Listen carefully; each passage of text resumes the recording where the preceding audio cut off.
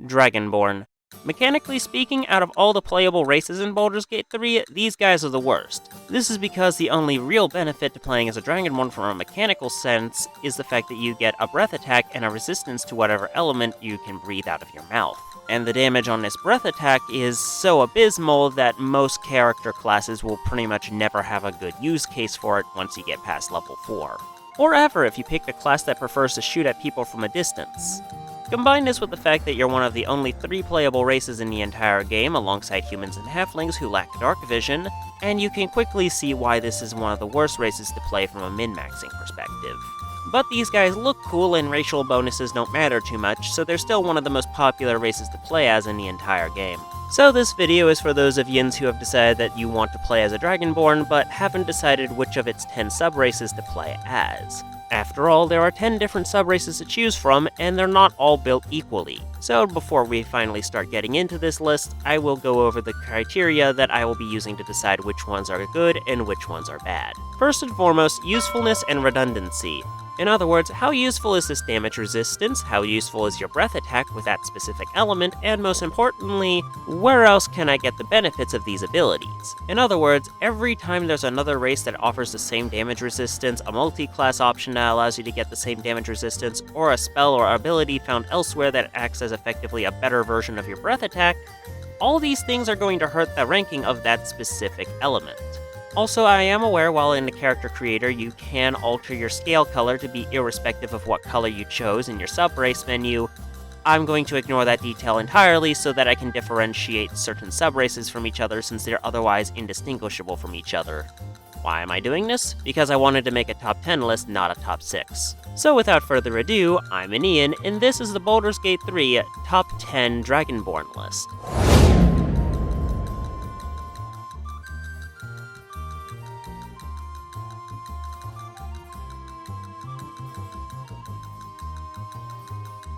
Coming in at number 10 and dead last, we have the Green Dragonborn.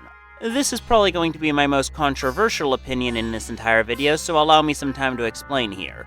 You see, Green Dragonborn give you poison resistance and a poison element breath. The poison resistance is arguably one of the most useful in the entire game. However, it's so useful that there's a lot of other ways to acquire poison resistance without needing to pick this race. Hell, if you just want to have poison resistance on your character through racial abilities, you're better off picking dwarves or strongheart halflings since they effectively have the same resistance but better since they also have advantage against being poisoned rather than just poison damage.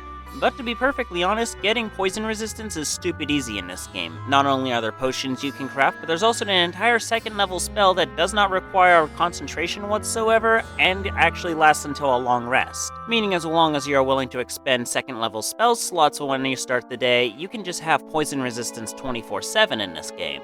And if none of that sounds good enough for you, you could always just take a 1 level dip in Ranger and get the same effect. This means the only way the Green Dragonborn could possibly increase its ranking here whatsoever is by having some way to make the poison breath attack useful for something. The problem with that is that poison resistance and immunities are some of the most common in the entire game. Hell, using this breath attack on the undead is frankly a waste of time.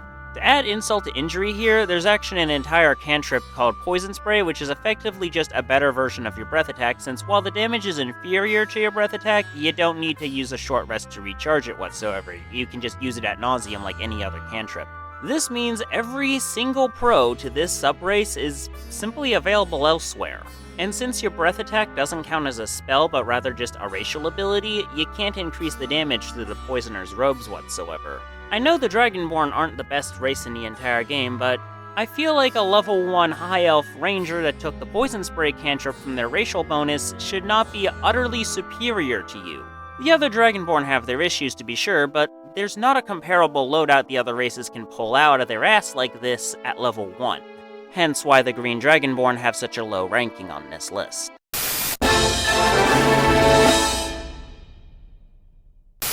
Coming in at number 9, we have the Copper Dragonborn. Copper Dragonborn provide an acid breath and a respective resistance to the acid element.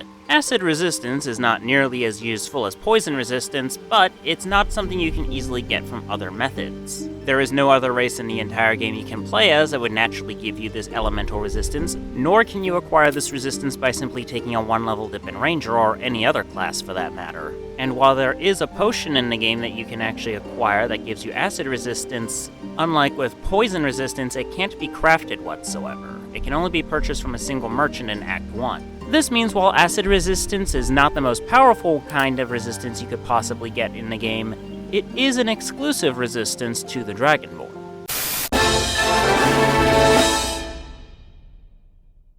Moving along to number 8 on this list, we have the Black Dragonborn.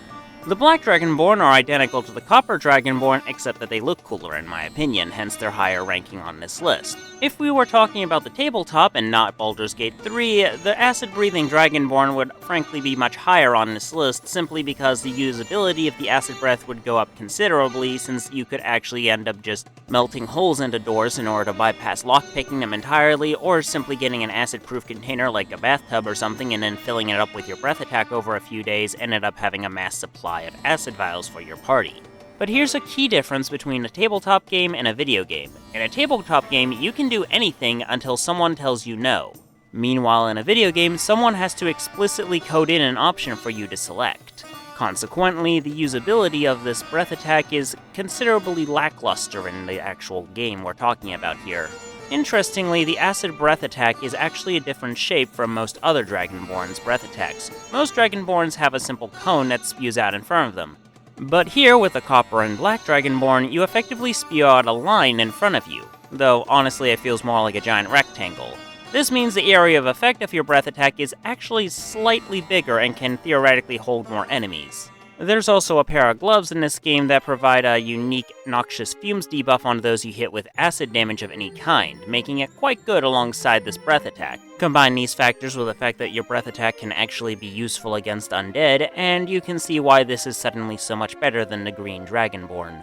But the scenarios where you can actually get some mileage out of any of these abilities are pretty niche in the grand scheme of things, and while there are some setup scenarios where they can be quite good to shine, they don't come up nearly enough for me to give them a higher ranking on this list.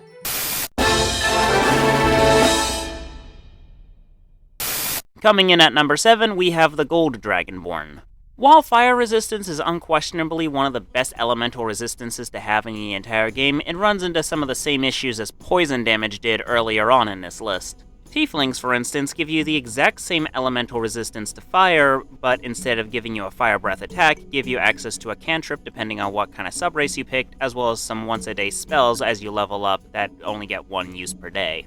And when you realize your breath attack is effectively just a worse version of the Burning Hands spell, and you'll quickly realize that most people who are picking the Dragonborns who breathe fire are not doing so because they are actually the best option to pick, but just the one you're most likely to get mileage out of without going out of your way to build around them. So why do they outrank the Copper and Black Dragonborn when they have some of the same issues as the Green? That is because of 2 very simple reasons. Firstly, if we ignore Tieflings and level 1 Ranger dips, acquiring fire resistance is not something you can do early on in the game. And many of the items and equipment in the game that do provide you with fire resistance passively can be easily missed if you're playing through the game blind on your first run. The second reason is much simpler. Your breath attack is far more useful than poison or acid damage because setting stuff on fire can sometimes be quite beneficial, especially if you're playing around with grease.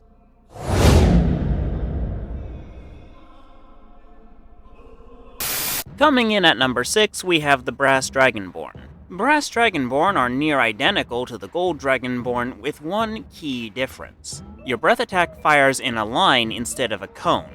The plus side to this is the number of individuals you can hypothetically get in a single blast of your breath attack is much higher. The downside is it's easier to accidentally hit your allies in friendly fire with this shape. The difference between a line and a cone-shaped breath attack, in my opinion, is really an apples to oranges situation. However, the Brass Dragonborn put a unique spin on this. This is because they're the only instance of a Dragonborn subrace having the same element as another subrace, but having a different shape on their breath attack. I suspect this has something to do with the fact that in the older versions of D&D, Brass Dragons didn't even have a fire breath. It was originally some sort of sleeping gas breath. Originally, they would actually bury you up to your neck in sand in the game so that you wouldn't be able to escape their company as they engaged in endless conversation with you. Reminds me of my dad. Hey, I don't know how to talk to you. Good, then you can shut up and listen. Coming in at the halfway point at number 5, we have the Red Dragonborn. Now I know what yins are thinking. Why does this guy rank so much higher than the Gold Dragonborn when the only difference between the Red Dragonborn and the Gold is purely cosmetic? And the answer to that is rather simple. Not only do they look cooler than Gold Dragonborn in my opinion, but there's also a recurring joke I've seen online where people say they romanced Lae'zel as a Red Dragonborn so she can ride one, and I don't know about you, but that's just too funny not to make it into the top 5. Why are you like this? Coming in at number 4, we have Silver Dragonborn. Cold resistance, while not the most useful resistance in the entire game, much like acid resistance, is relatively hard to come by since the only reliable way to get it on your character build is to take a 1-level dip in Ranger. Moreover, cold damage is relatively common compared to acid damage, meaning the usefulness of this resistance will come up more often than you might think. But more importantly, you have some potential use case scenarios for your breath attack in order to make it actually useful for something. This is because while you're doing the exact same damage numbers as you would be with any other breath attack, the cold element actually gives it some potential to be amplified. This is for 2 reasons. Firstly, there are several magic items in the game that have special abilities that trigger whenever you do cold damage. But more importantly, there's also the wet status condition. You see, whenever an opponent is considered wet, for example if you were to cast the Create Water spell on top of them, they'll be considered drenched in water and take double damage from all sources of cold and lightning damage. And remember, the Dragonborn's breath attack is guaranteed damage. The saving throw just halves it. Meaning even with no items or setup whatsoever, you're guaranteed to do at least 1 damage of cold every time you hit someone with this. And that's just the worst case scenario. So if you're playing a melee-oriented build that lacks any good AoE effects to deal with groups of enemies up in your face, Silver Dragonborn might be worth considering.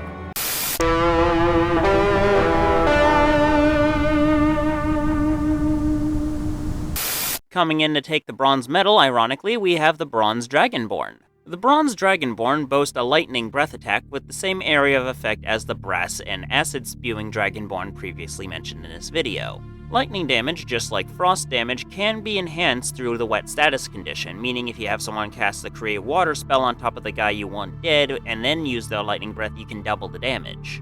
But there's one thing that sets the lightning damage apart from the frost damage. You see, in order to make frost damage better, you need specific magic items that can easily be missed if you're not using a guide. And even if you do find them, they'll be competing for equip slots alongside often much better gear. Lightning damage, however, is a much different beast, because in order to amplify your damage, you don't need to use any missable items whatsoever. You just need to go into a single subclass, specifically Tempest Domain Clerics. You see, the Tempest Domain Cleric can use their Channel Divinity, which recharges on a short rest alongside your breath attack, to make it so that whenever you do lightning or thunder damage, you do the maximum possible damage you could with it. This means, realistically, at level 2, you can amplify your breath attack to go from 2d6 damage to 6 or 12 damage. Or double that if you're willing to inflict the wet status condition in advance. This means, with nothing more than a simple 2-level dip into a specific cleric subclass, you amplify the effects of your breath attack from being a near useless ability that you'll struggle to find a use case for, to something that you can reliably count on throughout your entire playthrough. And if you're willing to go all the way with the Tempest Domain Cleric, at level 6 you can amplify its effects further so that you can actually apply a knockback effect whenever you hit someone with your lightning breath, meaning you can Fusuroda people off a cliff.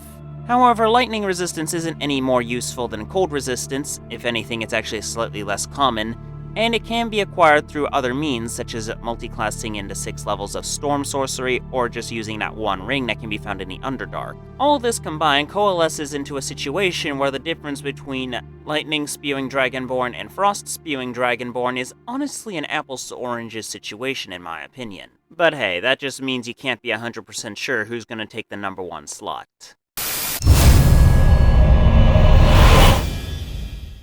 Coming in at number 2, we have the White Dragonborn. Just like the previously covered Red and Gold Dragonborn, Silver and White Dragonborn are indistinguishable from one another in every way except cosmetic. As a result of this, white Dragonborn get their higher placement on this list purely due to the fact that the Dark Urge is a white Dragonborn by default and all the flavor that gives. However, I couldn't really bring myself to give them the number 1 slot just because of that, and we will go over why I like the number 1 in a moment. But first, I'd like to ask you to like, comment, and subscribe, because I know this is really annoying to hear at this point in the video, and I revel in your misery. But all joking aside, let's move on to the number 1 slot. Let's not beat around the bush here, it's Blue Dragonborn. Why are the Blue Dragonborn at the top of the list? Because I prefer the Lightning Dragon Breath over the Frost Dragon Breath, and I think Blue Dragonborn look cooler than Bronze. But I think that's all I have to say on the matter, so please go ahead and argue why I'm wrong down below in the comments. It's fun to see how people have different perspectives from your own. In fact, if someone manages to change my opinion on something down below in the comments, I'll be sure to pin them. Plot twist, they changed my mind about something completely unrelated to the video. Oh, and don't forget to like the video if you've made it this far. After all, if you've managed to watch this video from start to finish at this point, you surely liked it, didn't you? I mean, who just spends their time online looking for stuff to get angry at? That sounds like such a waste of time if you ask me. But with that said, I've been Ian, you have been you, and this has been the Baldur's Gate 3 Top 10 list on Dragonborn subraces. Thank you for watching.